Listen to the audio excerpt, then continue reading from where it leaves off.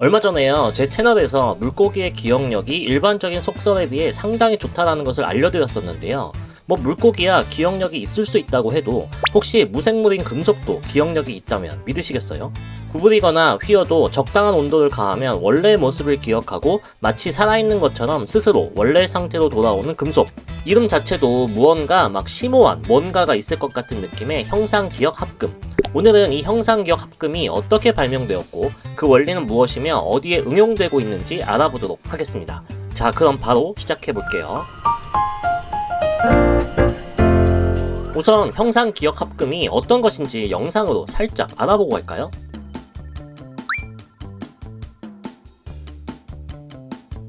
이 영상에서 보신 것처럼 형상기억 합금은 모양이 변형되더라도 온도를 올리면 다시 원래의 모습, 즉 클립 형태로 돌아갑니다. 높은 온도에서 만들어질 때의 형태를 기억하고 있는 것인데요. 그럼 이 형상기억 합금은 언제 누가 만들었을까요? 형상기억 합금의 개념은 1930년대 초에 이미 제안이 되었지만 실제로 그 특성이 구현된 것은 20세기 중반 니티놀이라는 합금이 미국에서 개발된 이후라고 할 수 있습니다. 어떻게 보면 니티놀이라는 형상기억 합금은 우연한 기회에 개발된 합금인데요. 1959년 미국 해군 연구소에서 고온에서도 높은 강도와 내구성을 가지는 합금을 개발하는 프로젝트를 진행 중에 있었습니다. 당시 이 프로젝트는 윌리엄 뷰러라는 소재 전문가가 책임을 맡아 진행하고 있었어요. 자, 그럼 뷰러는 어떻게 연구를 시작했을까요? 자세한 기록은 남아있지 않지만 제 경험을 바탕으로 합리적인 추론을 해볼 수 있을 것 같은데요. 소재 설계 단계에서 자주 사용되는 방식이기도 하니 한번 들어보세요. 일단 고온에서도 높은 강도를 유지할 수 있는 금속 하면 떠오르는 소재가 있지 않나요? 전에 두 얼굴의 금속편에서도 이야기했었는데요. 고온에서도 약해지지 않고 단단함을 유지하는 가장 대표적인 금속은 바로 티타늄입니다. 텅스텐도 있기는 하지만 텅스텐은 너무 무겁다는 단점이 있어서 개발 목표에는 어울리지 않았을 것 같아요. 자, 근데 티타늄만으로 부족할 수 있죠.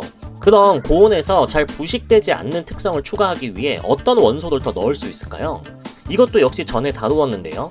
악마의 금속편에서 이야기한 니켈은 고온 특성을 향상시키고 소재의 내부식성을 향상시키는 역할을 한다고 했어요. 그럼 이 둘을 적당하게 섞어보면 고온에서도 높은 강도를 유지하고 부식에도 강한 합금이 나오지 않을까라는 생각을 해볼 수 있겠죠. 아마 당시 연구 책임자였던 뷰러도 이런 생각으로 실험을 시작하지 않았을까 하는데요. 이렇게만 들어보면 합금 설계가 굉장히 쉬운 것처럼 보이지만 안타깝게도 실제 연구 단계에서 신소재는 그렇게 쉽게 만들어지지 않아요.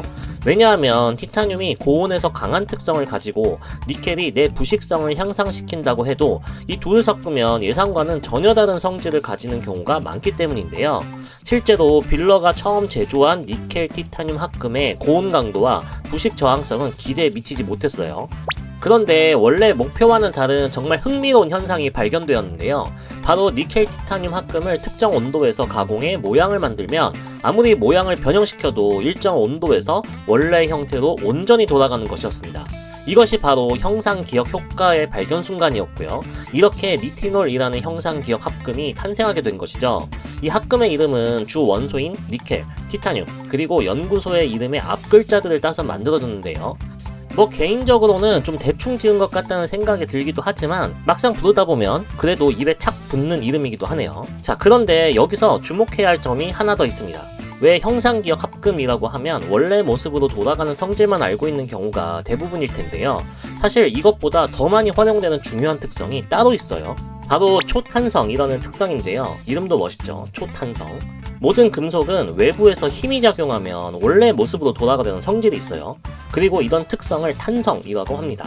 물론 외부에서 작용하는 힘이 너무 크면 영구적으로 변형을 일으키지만 적당한 힘이라면 고무줄처럼 원래 모습으로 돌아가죠. 금속 스프링을 떠올려보면 쉽게 이해하실 수 있을 거예요. 그런데 니티놀은 일반적인 금속보다 탄성력이 훨씬 뛰어나서 더 큰 힘을 주어도 변형되지 않고 원래대로 돌아오는 특성을 가집니다. 이것이 바로 초탄성이라고 불리는 이유예요. 그리고 니티놀의 우수한 초탄성 특성은 다양한 분야에 없어서는 안 될 특성이 되는데요. 이것과 관련된 내용은 뒤에 다시 설명하도록 할게요. 자, 그럼 형상기억 합금은 어떤 원리로 온도를 주었을 때 원래의 모습으로 돌아가는 것일까요? 이 신비로운 현상을 이해하려면 먼저 물질의 상변화에 대해 알아야 합니다.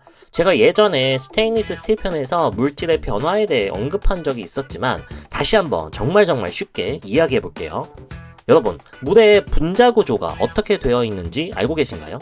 물은 산소 1개에 수소가 2개 붙어서 H2O라는 구조로 이루어지는데요. 이 구조는 온도에 따라 서로 다른 상태로 존재하게 됩니다. 그리고 이 상태를 바로 상이라고 하는데요. 예를 들어 H2O는 0도씨 이하에서 얼음인 고체상으로 존재하고요. 상온에서는 물이 되면서 액체상으로 존재하게 되죠. 그리고 100도가 넘어가면 수증기가 되면서 기체상으로 존재해요. H2O라는 물질은 온도에 따라 3가지 다른 상이 존재하는 것이죠. 그리고 형상기억 합금은 바로 이 온도 변화에 따라 상이 바뀌는 원리를 이용합니다. 니티놀은 온도에 따라 2가지 상을 가지게 되는데요. 낮은 온도에서는 마르텐사이트라는 상을 가지고 있다가 온도를 올리면 오스테나이트라는 상으로 변신하게 됩니다. 그리고 다시 온도를 내리면 마르텐사이트라는 상으로 다시 돌아오게 되는데요. 오스테나이트라는 상은 구조가 단순하고 대칭성이 높은 데다가 안정된 구조를 가지고 있어서 변형이 일어나도 원래 형태로 되돌아가려는 성질이 매우 강한 특성을 가지고 있어요. 즉, 오스테나이트 상태에서 가공된 형태가 기억되었다가 온도를 낮추면 마르텐사이트 상태가 되고 다시 온도를 올리면 오스테나이트로 변하면서 원래 형태로 복원되는 것이에요. 그리고 이런 상의 변화가 형상기억합금 니티놀의 핵심 비밀이 됩니다. 그럼 니티놀은 어떤 온도에서 원래 모습으로 돌아가게 될까요? 니티놀은 니켈 타이타늄을 적당히 섞어서 만드는데 일반적으로 니켈의 양이 많아지면 원래 모습으로 돌아가는 온도가 낮아지게 됩니다. 그리고 가공 방식에 의해서도 원래 모습으로 돌아가는 온도가 달라질 수 있어요. 이렇게 만들어지는 니티놀은 대략 마이너스 20도에서 110도까지 원래로 돌아가는 온도의 범위를 조절할 수 있게 됩니다. 그럼 형상기억 합금은 주로 어떤 분야에 사용되고 있을까요? 재밌는 건 니티놀은 원래 국방용으로 개발이 된 합금인데요. 실제로는 의료 분야에서 더 활발하게 사용되고 있어요. 그럼 어떤 분야에서 사용이 되느냐? 여러분들 혹시 혈관 스텐트 시술이라는 것을 들어보신 적이 있으신가요?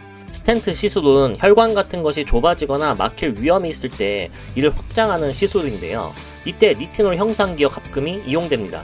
니티놀 합금은 수축된 상태로 팽창이 필요한 곳에 집어넣으면 초탄성 특성에 의해 자가적으로 팽창하게 되는데요. 이런 자가 확장 과정을 통해 협착된 혈관을 팽창시켜주는 것이죠. 그런데 니티놀이 혈관 스텐트에 적합한 이유는 단순히 초탄성 특성 때문만은 아닙니다.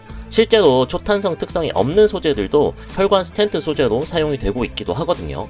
그럼 니티놀 형상기억 합금은 무슨 이유 때문에 혈관 스텐트로 사용이 되고 있을까요? 일단 니티놀 스텐트가 사용되는 부위부터 이야기해볼게요. 니티놀은 주로 팔다리의 말초혈관, 목에 위치하는 경동맥, 머릿속 혈관인 뇌혈관 스텐트 확장 시술에 사용이 되는데요. 여기서 이야기한 혈관들이 가지는 공통적인 특징은 상대적으로 혈관의 직경이 작고 맥박, 근육운동, 혈류의 변화 등에 의해 지속적으로 움직임이 발생하며 혈관의 수축과 팽창이 빈번하게 발생하는 곳이라는 점입니다. 그럼 이런 곳에 사용되는 소재는 어떤 특성을 보여야 할까요? 우선 당연한 이야기겠지만 혈관 스텐트 시술의 목적에 맞게 혈관의 팽창을 지속적으로 유지시킬 수 있어야 합니다. 그리고 직경이 작고 빈번한 움직임 속에서 스텐트 소재 또한 혈관의 움직임에 잘 대응을 해야 하고요. 즉 혈관의 움직임에 유연하지만 탄력적으로 반응해야 하는 것이죠. 이 2가지 조건을 모두 만족시키는 것이 바로 니티놀의 초탄성 특성입니다. 니티놀 스텐트는 외부 힘에 의해 순간적으로 변형되었다가 원래 상태로 돌아오는 초탄성 특성 덕분에 혈관의 지속적인 변화에 유연하게 대응할 수 있는 것이에요. 하지만 니티놀 스텐트가 항상 사용되는 것은 아니고요. 시술의 방식이 다르거나 심장의 관상동맥 치료에는 지지력이 강한 코발트 크롬이나 스테인리스 스틸 스텐트가 선호되고 있습니다. 스텐트 시술 외에 또 다른 응용 분야는 치과의 교정치료 분야입니다. 니티놀은 교정치료 초기 부분에서 치열의 교정을 도와주는 와이어로 사용이 되는데요.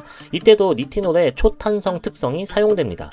아무래도 교정치료 초반에는 치아의 배열이 상당히 삐뚤빼뚤할 텐데요. 이때 니티놀 와이어를 사용하게 되면 원래 모습으로 돌아가려는 니티놀의 초탄성 성질에 의해 치아에 지속적이고 일정한 힘을 가할 수 있게 되는 것이죠. 그러나 교정치료가 진행될수록 더 정밀한 조정이 필요하기 때문에 후반부에는 스테인리스 스틸 와이어가 주로 사용됩니다. 그리고 비슷한 원리로 니티놀 합금은 정형외과에서도 많이 사용되고 있는데요. 뼈가 부러진 부위를 안정적으로 고정하고 온도 변화로 인해 자동으로 적절한 압력을 가할 수 있어서 주로 손가락, 발가락 등 작은 뼈 골절 고정에 많이 사용되고 있습니다. 그리고 척추 교정용 임플란트, 관절 및 힘줄 치료 등에도 니티놀 합금이 사용되고 있어요. 오늘은 주로 의료 분야의 니티놀 형상기억 합금이 어떻게 사용되고 있는지 알려드렸는데요. 의료 분야 외에도 항공우주 및 국방 분야에도 니티놀 합금은 활발하게 사용되고 있습니다.